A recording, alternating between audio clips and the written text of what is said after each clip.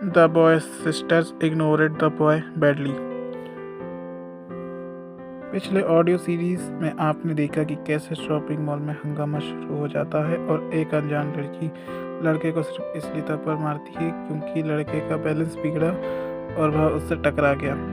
इस पर लड़के की दीदी द्वारा लड़के को पब्लिक स्पॉट पर थप्पड़ और एक बार फिर वहाँ अपनी दीदी से जलील हुआ, जहाँ दीदी की सहेली ने एक बार फिर लड़के को बचाया। आज की स्टोरी में आप जानेंगे कि कैसे लड़के के लिए एक घटना उसके बुरे वक्त का कारण बनी। Inside the story. स्टोरी की शुरुआत में हमें शाम का समय दिखाया जाता है, जहाँ पर लड़का छत में एक कोने में बैठकर रोने लगता है।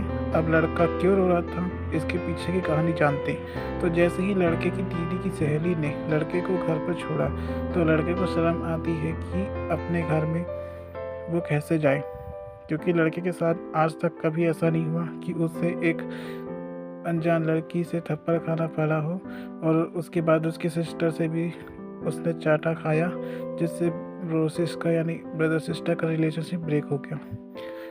इसलिए वह घर की छत में जाकर एक कोने में बैठकर सिसकियां लेकर रोने लगा। साथ ही वह रिग्रेट कर रहा था कि यह सब मेरी गलती थी, क्यों मैं अनजान लड़की से टकराया। अगर मैं टकराता नहीं तो शायद ये सब नहीं होता, और रिग्रेट करके सिसकियां लेकर रोने लगता है। और वह यह उम्मीद कर रहा होता है कि उसकी सिस्टर का गुस्सा शांत होगा, उसका दिल पिघलेगा और वह उसे मनाने आएगी। लड़के को रोते हुए 2 घंटे हो गए। लड़के की दीदी ऊपर नहीं आई। लड़का रोता है, तभी से फ्रेंड का कॉल आता है। कॉल उठाते हुए बॉय रोना रोक कर, हेलो फ्रेंड। हेलो भैया, कैसे हो, सब ठीक है ना? बॉय रोने लगता है क्या बताऊं? फ्रेंड, अरे क्या हो गया भैया, क्यों रो रहे हो, चुप हो जाओ। बॉय रोते हुए, दीदी मैं क्या बताऊं, मुझे अपने घर जाने में से शर्म आ रही है। मेरी हिम्मत नहीं हो रही है दीदी के सामने जाने की। मैं पिछले 2 घंटे से छत में बैठ कर रो रहा हूँ। फ्रेंड, अरे तुम घर नहीं गए क्या? तुम्हारी मम्मी को पता है तुम घर आ गए? बॉय, हाँ दीदी, जब वह घर पहुंची तो उससे पूछा कि तुम्हारा भाई किधर, तो उसने कहा कि होगा, रास्ते में आता ही होगा। फ्रेंड,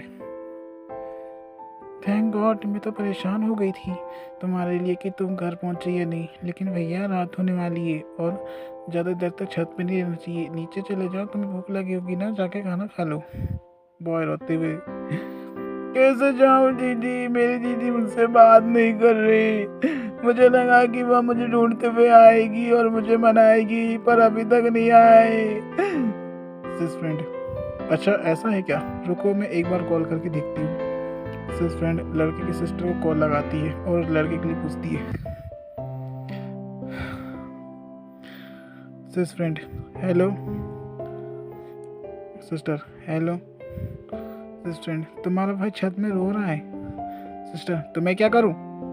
फ्रेंड, प्लीज उसे जाकर बात करो, उसे मनाओ, वह रो रहा है तुम्हारे लिए। सिस्टर, ओ प्लीज यार, उसका नाम मत लो मेरे सामने, रोता है तो रोने दो, पड़े रहने दो गवार को, बदतमीज नहीं का। फ्रेंड, यार तुम इतनी कठोर दिल क्यों हो मानसी, प्लीज उसे माफ कर दो ना। सिस्टर, देखो मैं उस गवार को लाख बार समझा चुकी हूँ, फिर भी समझ में नहीं आती। उसके इतना निहायती बेशरम जाहिल गवार लड़का मैंने आज तक नहीं देखी। अगर उसमें थोड़ी सी भी शर्म होती ना तो वह मन में लड़की नहीं जीतता। इसकी वजह से एक लड़की अनकंफर्टेबल फील कर रही है। इस जैसे ना जाने कितने लड़के होंगे हमारे देश में जिनकी वजह से लड़कियां सिर्फ सेफ फील नहीं करती, क्योंकि ऐसे ही लड़के कांड बनते हैं कि लड़कियां घर से बाहर नहीं निकल सकती और अपने पैरों पर खड़े नहीं हो सकती। मुझे उन लड़कियों के लिए बुरा लगता है जो इन जैसे लड़कों की वजह से सुरक्षित नहीं है, क्योंकि यही लड़के रहते हैं जो गलती करते हैं, गलती से लड़की छेड़ते हैं और आगे चलकर ये उन्हीं लड़कियों के श्रेणी में आते हैं जिनकी वजह से लड़कियां सेफ फील नहीं करती। और मैं यहाँ नहीं देख सकती कि कोई लड़की अनकंफर्टेबल फील करे, चाहे वह गली के आवारा लड़के हों, चाहे वह गवार जो छत में बैठकर रो रहा है। फ्रेंड, यार होंगे गली के आवारा लड़के, पर तुम्हारा भाई तो छोटा है ना, आज जो मर्म हुआ उसमें तुम्हारी भी क्या गलती, और उसने जानबूझ के नहीं किया। सिस्टर बस बस रहने दो। आज जो मॉल में हुआ है ना उसमें इसी की गलती है। और सारे लड़के ना एक जैसे ही होते हैं, चाहे वो गली के आवारा लड़के हो, चाहे ये गवार जो छत में बैठ के रो रहा हो। और अब फ़ोन रख दो, और उसके बारे में अगर आगे से मुझसे कोई बात की तो मैं उसे पीट डालूंगी। जिस फ्रेंड हेलो सुनो, कॉल कट जाती है। तो इस वाक्य में आपने देखा कि लड़के की दीदी का गुस्सा सातवें आसमान पे है, जिसकी वजह से दीदी की सहेली के रिक्वेस्ट करने के बाद भी दीदी की लड़की ने रिजेक्ट कर दिया, और लड़के के लिए यह एक बुरी खबर है। फ्रेंड हेलो बॉय हेलो, हाँ दीदी। फ्रेंड भैया तुम्हारे लिए बुरी खबर है। और क्या हुआ दीदी? फ्रेंड अब भूल जाओ तुम्हारी दीदी को, वह तुमसे बहुत गुस्सा है। उसे लगता है कि मॉल में जो हुआ उसमें तुम्हारी गलती है। बॉय रोते हुए ये नहीं हो सकता दीदी, मैंने जानबूझ के नहीं किया।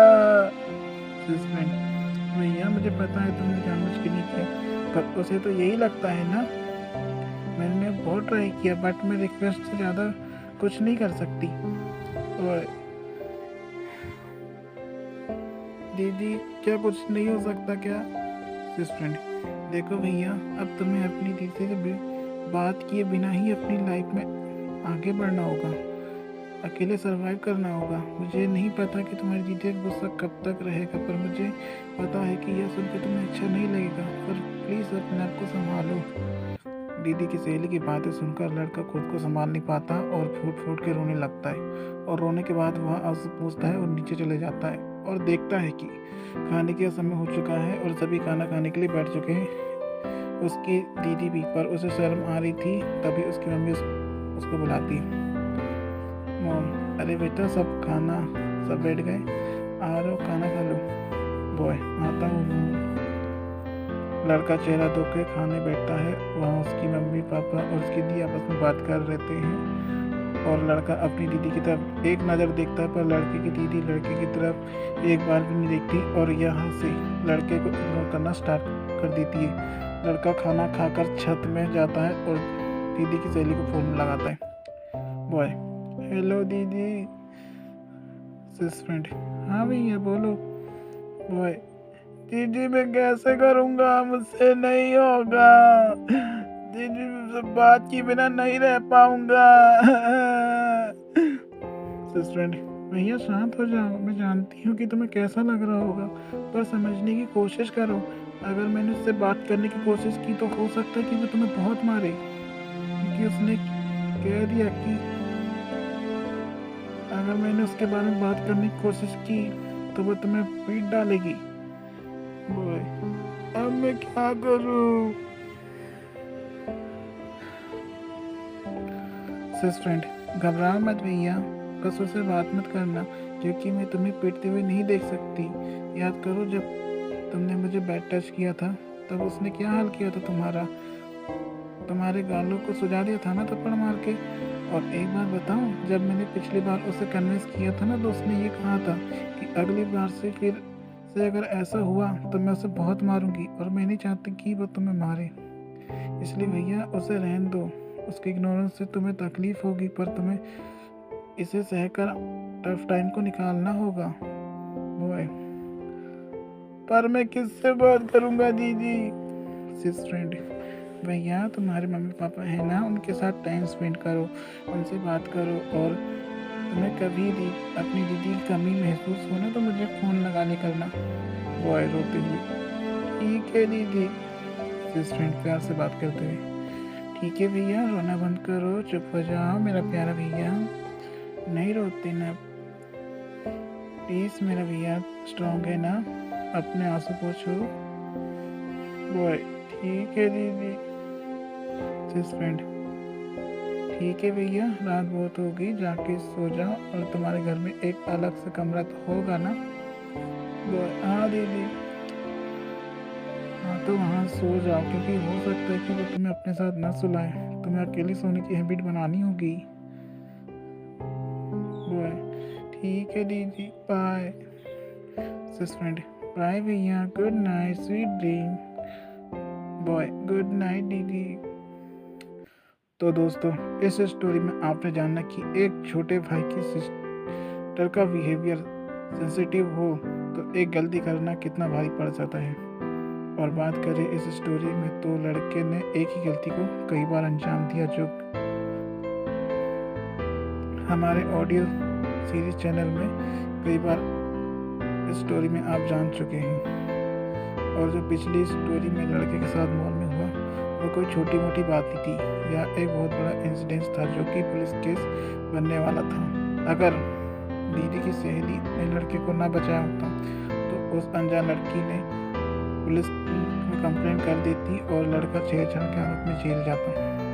और रही बात उसकी दीदी की, तो उसकी दीदी ने भी वही किया जो उस अनजान लड़की ने किया था, जबकि सच्चाई यह है कि लड़का जानबूझ के नहीं टकराया था। यह मामला चाहे तो यही खत्म हो सकता था, ना यह बात इतनी आगे बढ़ती, ना लड़के को उस अनजान लड़की के साथ अपनी दीदी से भी चाटा खाना पड़ता, और ना ही ब्रो सिस्टर का या ब्रदर सिस्टर का रिलेशनशिप ब्रेक होता, क्योंकि यह किसी के लिए भी एक एम्बैरसिंग मोमेंट है। और यहीं से लड़के का बुरा समय शुरू होता है, क्योंकि लड़के को लगा कि उसकी दीदी का गुस्सा शांत होगा और वह उसे मनाने आएगी, लेकिन वह 2 घंटे तक रोया छत में, लेकिन उसकी दीदी उसे मनाने नहीं आई। और जब उसकी सहेली ने उससे बात किया तो लड़के की दीदी ने क्लियर कर दिया कि उसे लड़के के रोने और गेड़ी के नाम से कोई फर्क नहीं पड़ता। और उसने अपनी सहेली को वार्निंग भी दे दी कि अगर उसकी सहेली ने फिर से लड़के के लिए रिक्वेस्ट की तो वह अपने भाई को पीट डालेगी और हो सकता है कि लड़के को गंभीर चोटें भी आएं। कहानी का निष्कर्ष, हम यह जानते हैं कि लड़का अपनी दीदी से बहुत प्यार करता है, उसे अपनी दीदी से अट्रैक्शन भी है, और यह टफ टाइम उसके लिए बहुत मुश्किल लेने वाला है। हो सकता है कि उसकी दीदी का इग्नोर करना लड़के को इस कदर चुभे कि वह पर लड़के को रोने में मजबूर कर दे। और हम यह नहीं कह सकते कि यह सिलसिला कब तक चलेगा, हो सकता है कि यह 1 दिन का हो, 1 महीने का हो, या इसमें सालों भी लग जाएं। और यही है लड़के का बुरा समय। इसके बारे में हम अगली स्टोरी में जानेंगे। तब तक के लिए मुझे दीजिए इजाज़त। धन्यवाद।